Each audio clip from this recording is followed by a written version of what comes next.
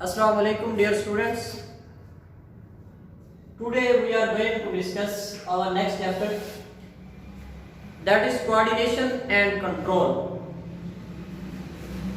ये जो टर्म है कोऑर्डिनेशन, इसका मतलब है राब्ता। कोऑर्डिनेशन का मतलब राब्ता। अब यहाँ पे बायोलॉजी में हम बात कर रहे हैं कोऑर्डिनेशन की, तो इसमें किसके दरमियान राब्ता होगा? बॉडी के मुख्तलिफ पार्ट्स का आपस में राब्ता कोऑर्डिनेशन कहलाता है। इसकी डेफिनेशन क्या है? Coordination ability to use different parts of body together, कि बॉडी के मुख्तलिफ पार्ट्स का इकट्ठे मिलजुल के काम करने की जो एबिलिटी होती है उसको हम कोऑर्डिनेशन कहते हैं। आपकी बुक में इसकी बेस्ट एग्जांपल दी गई है। For example catching the ball. एक प्लेयर है जिसने बॉल को कैच करना है। अब इसमें हम देखते हैं कि कैसे कोऑर्डिनेशन होती है। फॉर एग्जांपल एक प्लेयर पहले देखता है बॉल को, तो वो अपनी आईज को इस्तेमाल करता है। बॉल को देखने के बाद ये मैसेज जाता है ब्रेन के पास, और ब्रेन इसका रिस्पॉन्स देता है कि वो प्लेयर जो होता है वो बॉल के पीछे भागता है, तो बॉल के पीछे भागने के लिए वो अपनी लेग्स को इस्तेमाल करता है। इसी वक्त उसकी हार्ट बीट तेज हो जाती है, उसका हार्ट तेजी से काम करना शुरू कर देता है। उसी वक्त उसका ब्रीदिंग रेट भी चेंज हो जाता है। वो अपने आर्म्स को उठाता है बॉल को कैच करने के लिए। अब इसमें बॉल को देखा तो सिर्फ आईज ने था, लेकिन जिस्म के बाकी सारे हिस्से कैसे काम कर रहे हैं, तो इसका मतलब है कि बॉडी के मुख्तलिफ हिस्सों के दरमियान आपस में राब्ता है। आईज का राब्ता है ब्रेन के साथ, ब्रेन फिर बाकी हिस्सों के साथ उसका राब्ता करवाता है। फॉर एग्जाम्पल अगर हम खाना खाते हैं तो वो हमारी खुराक डाइजेस्ट होती है।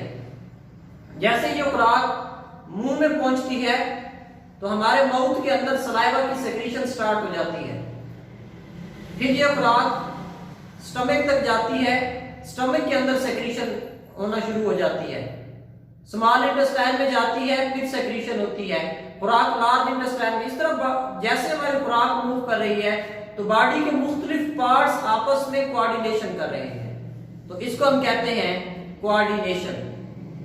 कोऑर्डिनेशन की अगर हम टाइप्स की बात करें तो कोऑर्डिनेशन दो तरह की होती है।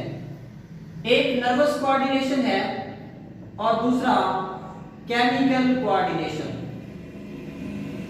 नर्वस कोऑर्डिनेशन और सेकंड हमारे पास है केमिकल कोऑर्डिनेशन। नर्वस कोऑर्डिनेशन जो है इसमें नर्व्स इन्वॉल्व होती हैं। नर्व्स के जरिए ये कोऑर्डिनेशन होती है। इसमें ब्रेन इन्वॉल्व है और इसमें जो मैसेज जाता है वो इलेक्ट्रिकल इंपल्स की शक्ल में जाता है। इलेक्ट्रिकल इंपल्स की शक्ल में। और ये जो कोऑर्डिनेशन की टाइप है नर्वस कोऑर्डिनेशन, ये रैपिड कोऑर्डिनेशन होती है। लेकिन अगर हम इसको कंपेयर करें केमिकल कोऑर्डिनेशन के साथ, तो इसमें नर्व्स की इन्वॉल्वमेंट नहीं होती, यहां पे केमिकल इन्वॉल्व होते हैं जिनको हम हार्मोन्स कहते हैं। हार्मोन्स को सेक्रीट करने के लिए ग्लैंड्स होते हैं, और ये जो मैसेज है या इसका जो रिस्पांस है स्लो रिस्पांस होगा, क्योंकि पहले ग्लैंड्स के पास मैसेज जाएगा, ग्लैंड्स हार्मोन सिंथेसाइज करेंगे, ये हार्मोन फिर ब्लड के अंदर मिक्स होगा, ब्लड के अंदर मिक्स होकर टारगेट आर्गन तक जाएगा, और टारगेट आर्गन पे जाके ये अपना रिस्पांस शो करेगा, तो इस पे टाइम लगेगा। तो हम कहते हैं कि जो केमिकल कोऑर्डिनेशन है इट इज स्लो कोऑर्डिनेशन। इसका जो रिस्पांस है वो बहुत स्लो होता है, लेकिन जो नर्वस कोऑर्डिनेशन है इसमें रिस्पांस तेज होता है, रैपिड रिस्पांस होता है। नर्वस कोऑर्डिनेशन एनिमल्स के अंदर होती है। प्लांट्स के अंदर ये कोऑर्डिनेशन एब्सेंट होती है, एनिमल्स के अंदर होती नर्वस कोऑर्डिनेशन। लेकिन जो केमिकल कोऑर्डिनेशन है ये प्लांट्स के अंदर भी होती है और एनिमल्स के अंदर भी होती है। प्लांट्स भी हार्मोन सेक्रीट करते हैं, एनिमल्स भी हार्मोन सेक्रीट करते हैं। प्लांट्स में जिस तरह हार्मोन्स हैं, साइटोकाइनिन है, जिबरेलिन्स है, ऑक्सिन हार्मोन है, एब्सिसिक एसिड, मुख्तलिफ किस्म के हार्मोन सेक्रीट होते हैं। इसी तरह एनिमल्स के अंदर भी हार्मोन सेक्रीट होते हैं, जैसे कि थायराइड ग्लैंड थायरॉक्सिन सेक्रीट करता है, पैराथॉर्मोन होता है, तो मुख्तलिफ किस्म के हार्मोन्स पैदा किए जाते हैं। तो हार्मोन्स के जरिए जो कोऑर्डिनेशन होगी वो केमिकल कोऑर्डिनेशन होती है, और नर्व्स के जरिए जो कोऑर्डिनेशन होती है वो नर्वस कोऑर्डिनेशन होती है।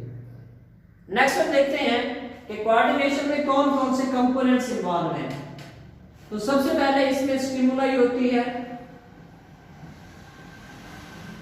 फिर रिसेप्टर है, रिसेप्टर के बाद कोऑर्डिनेटर है, इफेक्टर है, और एंड पे इसका रिस्पॉन्स शो किया जाता है। ये मुख्तलिफ कंपोनेंट्स हैं कोऑर्डिनेशन के। फर्स्ट ऑफ ऑल स्टिमुलाई क्या होती है? स्टिमुलाई फॉर एग्जांपल अगर हम किसी जगह पे मौजूद हैं तो वहां से केमिकल की स्मेल आना शुरू हो जाती है। अगर वहां पे वो केमिकल रख दिया जाए और केमिकल की स्मेल आना शुरू हो जाती है, तो केमिकल की स्मेल जो है ये स्टिमुलाई है। टेम्परेचर ये स्टिमुलाई है। क्लास में पढ़ा रहे होते हैं तो बच्चा बोलना शुरू कर देता है तो आवाज का पैदा होना या नॉइस ये भी स्टिमुलाई है। तो स्टिमुलाई क्या है?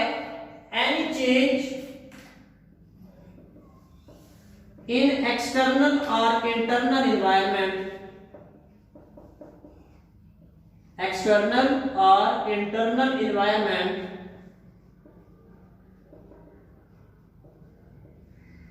due to which body respond, कोई भी चेंज जो हमारे एक्सटर्नल एनवायरनमेंट के अंदर हो या इंटरनल एनवायरनमेंट के अंदर हो और उसके अंदर कोई बॉडी रिस्पांस शो करे, तो उस चेंज को हम क्या कहते हैं? स्टिमुलाई कहते हैं। फॉर एग्जांपल टेम्परेचर का इजाफा जो है, केमिकल्स, लाइट, हीट, ये क्या है? ये स्टिमुलाई है। स्टिमुलाई बच्चों दो तरह की हो सकती है, या तो एक्सटर्नल स्टिमुलाई होती है या फिर इंटरनल स्टिमुलाई होती है। एक्सटर्नल स्टिमुलाई या फिर internal stimuli.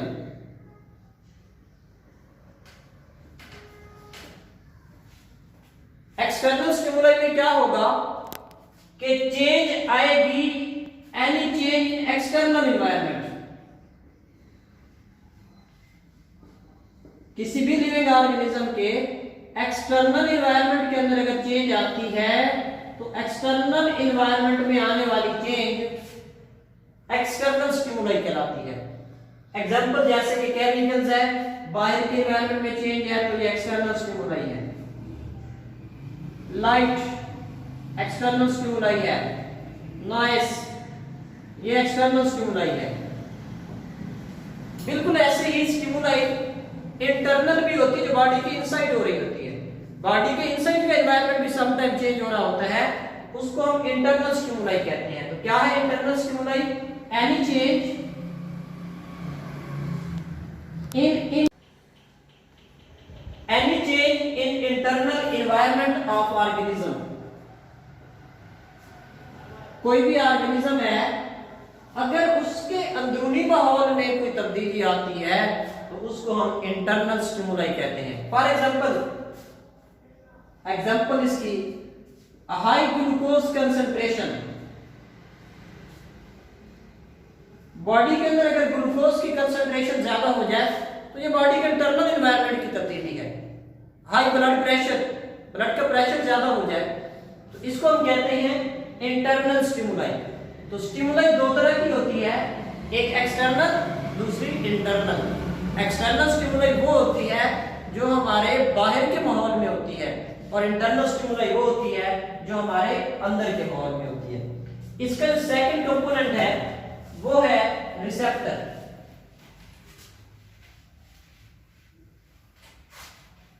Second component receptor. Receptor क्या होते हैं? रिसेप्टर वो ऑर्गन्स होते हैं जो इस तब्दीली को डिटेक्ट करते हैं। तो रिसेप्टर क्या है? Receptor are the organs that detect stimulus. Stimulus क्या थी?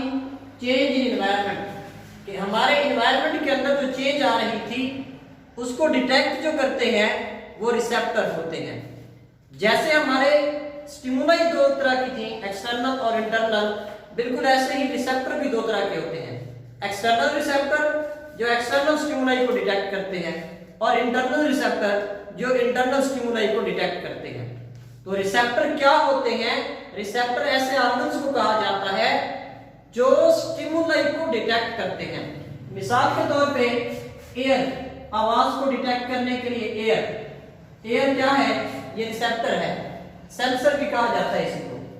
ऐसे ही आईज, नोज, टंग, स्किन, तो ये क्या है? ये सारे रिसेप्टर होते हैं। तो रिसेप्टर वो ऑर्गन्स होते हैं जो पैदा होने वाली तब्दीली को डिटेक्ट करते हैं। Next, coordinator. कोऑर्डिनेटर का मतलब होता है राब्ता करवाने वाला, कोऑर्डिनेशन करवाने वाला। तो बॉडी के अंदर मुख्तलिफ पार्ट्स के दरमियान जो राब्ता करवाने वाले होते हैं वो हमारे पास दो हैं, या तो ब्रेन है या फिर स्पाइनल कॉर्ड।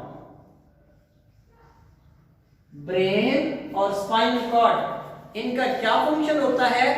बॉडी के मुख्तलिफ हिस्सों का आपस में ये राब्ता करवाते हैं। कैसे?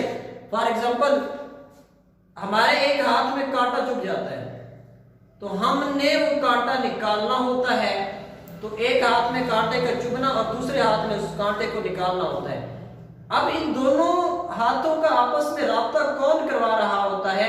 ये ब्रेन करवाता है, क्योंकि जिस हाथ में कांटा चुभता है तो उस हाथ से मैसेज जाता है ब्रेन के पास, और ब्रेन फिर दूसरे हाथ को मैसेज ट्रांसफर करवाता है। तो कोऑर्डिनेटर कौन होता है? वो पार्ट होते हैं जिनका काम जिस्म के मुख्तलिफ हिस्सों के दरमियान राब्ता करवाना होता है। ब्रेन और spinal cord. Mostly spinal cord का काम होता है हमारे बॉडी के वो एक्शंस जो इनवॉलंटरी हैं उनको कंट्रोल करना। जैसे फॉर एग्जांपल, हमने किसी बहुत ही गर्म चीज को हाथ लगाया, तो हाथ लगाने के बाद हम फौरन पीछे खींच लेते हैं। तो अब ये राब्ता कौन करवा रहा था? यहाँ पे स्पाइनल कॉर्ड करवाता है। तो ब्रेन और स्पाइनल कॉर्ड ये कोऑर्डिनेटर होते हैं। इनका ये काम होता है कि बॉडी के मुख्तलिफ पार्ट्स का आपस में राब्ता करवाना। उसके बाद नेक्स्ट, इफेक्टर। इफेक्टर वो ऑर्गन्स होते हैं, द ऑर्गन्स या स्ट्रक्चर्स दैट शो रिस्पॉन्स। वो स्ट्रक्चर्स जो क्या करते हैं? रिस्पॉन्स शो करते हैं। उन स्ट्रक्चर्स को हम इफेक्टर कहते हैं। अब ये इफेक्टर जो है या तो मसल्स होते हैं या फिर ग्लैंड्स होते हैं। मसल्स या फिर ग्लैंड्स। मसल कैसे इफेक्ट शो करते हैं? By contraction and relaxation. Contraction के जरिए या रिलैक्सेशन के जरिए। और जो ग्लैंड्स होते हैं ये कैसे राब्ता करवाते हैं? ये कैसे इफेक्ट शो करते हैं? सेक्रीशंस के जरिए, हार्मोन्स पैदा करके। उसके बाद नेक्स्ट जो है वो है रिस्पॉन्स। तो रिस्पॉन्स क्या है? Reaction of stimuli. स्टिमुलाई को डिटेक्ट करने के लिए जो इसका रिएक्शन दिया गया वो रिस्पांस कहलाता है। अब इसको हम एक एग्जांपल से समझने की कोशिश करते हैं, ये सारे जो हमने कंपोनेंट्स लिखे। फॉर एग्जांपल जो अभी हम एग्जांपल बता रहे थे कि हाथ में कांटे का चुभना। अब किसी भी पर्सन को जब कांटा चुभता है तो कांटे का चुभना ये क्या है, ये स्टिमुलाई है, ये उसके एनवायरनमेंट में चेंज आ रही होती है। इसको डिटेक्ट कौन करता है, स्किन डिटेक्ट करती है। तो स्किन क्या है, रिसेप्टर है। अब स्किन जो है ये मैसेज भेज देती है कोऑर्डिनेटर को जो कि ब्रेन है। स्टिमुलाई, कांटे का चुभना, किसने डिटेक्ट किया, रिसेप्टर ने। कौन है रिसेप्टर, स्किन। मैसेज किसके पास गया, सीधा ब्रेन के पास, तो ब्रेन कोऑर्डिनेटर है। अब ब्रेन क्या करता है, इस मैसेज का जो स्टिमुलाई आई है इसने इसका रिस्पांस शो करवाना होता है। तो रिस्पांस शो करवाने के लिए ये इफेक्टर को मैसेज देता है।